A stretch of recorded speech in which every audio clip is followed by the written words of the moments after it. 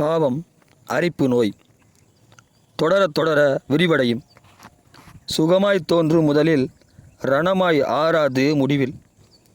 உணர்வுள்ளவன் தொடரமாட்டான், உணர்வில்லாதவன் விட்டுவிட மாட்டான். பரிசுத்த உணர்ச்சி எல்லோரிடத்திலும் கிரியை செய்யாது.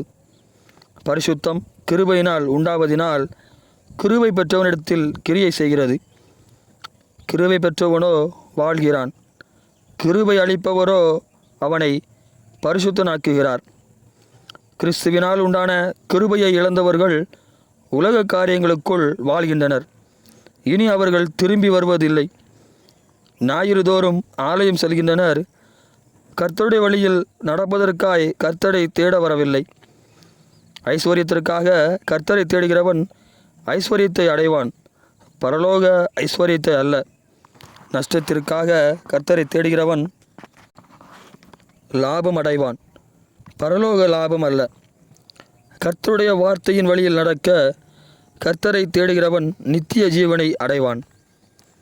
ஏழையாக வாழ்ந்தாலும் என்ன, ஐஸ்வர்யவனாய் வாழ்ந்தாலும் என்ன, அழுகையோடு வாழ்ந்தாலும் என்ன, நகைப்போடு வாழ்ந்தாலும் என்ன, தேவனுடைய ராஜ்யம் செல்ல வேண்டுமென்று கர்த்தரை தேடுகிறார் அல்லவா கிறிஸ்துவுடனே கூட ஏறி போகிறார்கள்.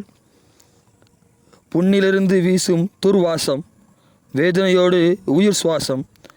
தேவனுடைய வார்த்தையையோ விட்டு கொடுக்காதவன் ஆபிரகாமின் மடியிலே. பணத்தை அல்ல, படிப்பறிவும் அல்ல, விசுவாச அறிக்கையே கர்த்தர் விரும்பும் நல்வாசனை. சுத்தம் செய்யும் தேவனுடைய வார்த்தை சுத்தம் பெற விரும்பாதவனிடத்தில் கிரியை செய்வதில்லை. சுத்தம் செய்யும் தேவனுடைய வார்த்தை சுத்தம் பெற விரும்பாதவனிடத்தில் கிரியை செய்வதில்லை. அவனிடம் ஜீவ வார்த்தை என்று நிரூபிக்க வேண்டிய அவசியமும் இல்லை. அதை அடைந்தவனோ அதை குறித்து சாட்சியிடுகிறான்.